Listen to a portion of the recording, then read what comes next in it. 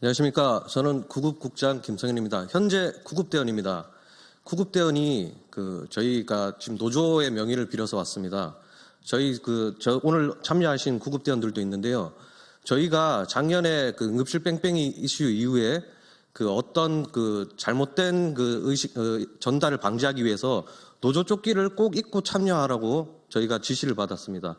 근데 이 행동은 제가 보기에는 어떤 국민들의 왜곡이 생길 수도 있을 것 같습니다. 저희는 시민분들이 신고하면 달려오는 119 구급대원입니다. 그래서 저는 지금 이 조끼를 벗겠습니다. 벗고 구급대원의 입장으로서 이 자리에 서겠습니다. 오늘 아침 뉴스에도 접했듯이 병원 앞에서 응급실 앞에서 2시간을 대기하다 저희 구급대원이 아이를 받았습니다. 전혀 부끄러운 게 아니라 자랑스럽습니다. 저는 구급대원들이. 그래서 제 이 행동이 국민에게나 조직에 해가 된다면 저는 징계를 받을 것입니다. 기자회견문을 낭독하겠습니다. 정부는 국민의 생명과 안전을 지키는 응급의료체계를 완성하라. 응급의료체계의 첫 단추는 119 구급대다. 국민의 생명과 안전을 지키기 위해 최전선에서 헌신하는 119 구급대는 현재 심각한 위기에 처해 있습니다. 최근 응급실 과부하로 인해 발생하는 응급실 뺑뺑이 문제가 지속되고 있음에도 불구하고 이에 대한 근본적인 해결책이 마련되지 않고 있습니다. 그 결과 응급 환자를 신속하게 병원으로 이송해야 하는 119 구급대의 의료기관 수용 거부는 여전히 이곳저곳 병원을 찾기 위해 전전하는 현실이 계속되고 있다. 현재 119 구급대의 상황이 언론에 노출이 되고 있지 않을 뿐 응급의료 현장에서 발생하는 응급실 뺑뺑이 문제는 완화되지 않았습니다.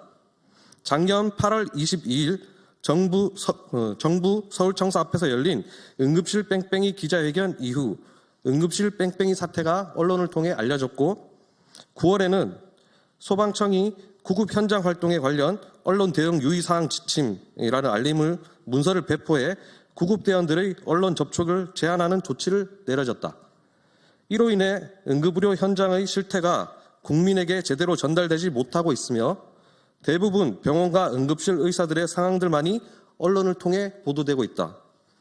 올해 2월 보도된 대구에서 이마 열상을 입은 환자가 병원을 찾지 못해 치료 시기를 놓쳐 사망한 사건, 3월 회식 후 귀가하던 남성이 낙상으로 머리를 다쳐 받아주는 병원이 없어 귀가 조치되었다가 결국 상태가 악화된 사건 등은 일부 사례에 불과하다.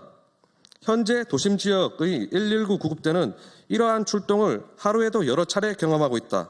하지만 이러한 현실은 국민에게 충분히 알려지지 않고 있으며 응급 환자의 치료 지원에 대한 책임이 구급대에까지 전가되는 일이 발생하고 있다. 구급대원들은 많이 지쳐있고 환자를 적절한 병원으로 이송하지 못하는 상황이 반복되면서 큰 자괴감과 스트레스, 이제는 몸도 마음도 상처만 쌓여가고 있다. 응급처치 후 병원으로 이송하지 못하는 경우 구급활동 일치에 현장 처치라는 명목으로 마무리되고 있는 상황이 많아지고 있으며 병원 선정 문제로 인해 심신이 지쳐가고 있다. 더 심각한 문제는 이러한 환경이 지속되면서 구급대원들이 환자의 상태를 과소평가하는 경향이 점점 늘어나고 있다는 점이다. 병원 전 단계의 응급의료 시스템에서는 환자의 상태를 과대평가해야 하며 이를 위한 개선책이 시급한 상황이다. 가장 우려되는 점은 국가 재난을 담당하는 119 구급대의 현실적인 정책이나 법 개정 과정이 충분히 반영되지 않는다는 것이다.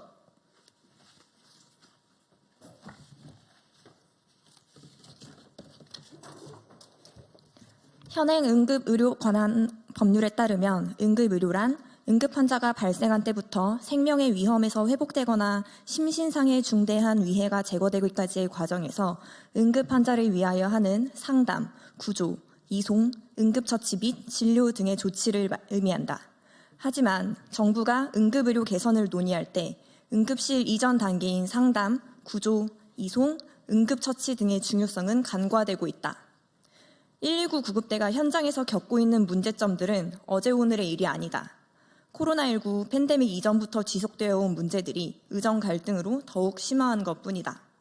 단순히 의사와 정부 간의 갈등을 넘어서 국민의 생명을 지키기 위한 실질적인 대책이 마련되어야 한다.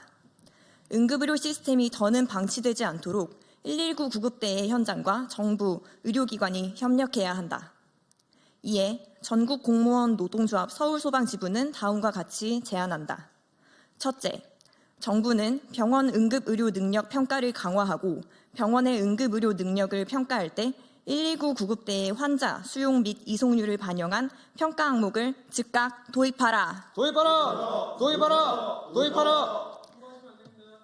둘째, 정부는 통합된 정확한 병원 정보를 119 구급대에 제공하고 병원 정보 시스템의 수용 불가 사유를 명확히 표시하도록 조치하라.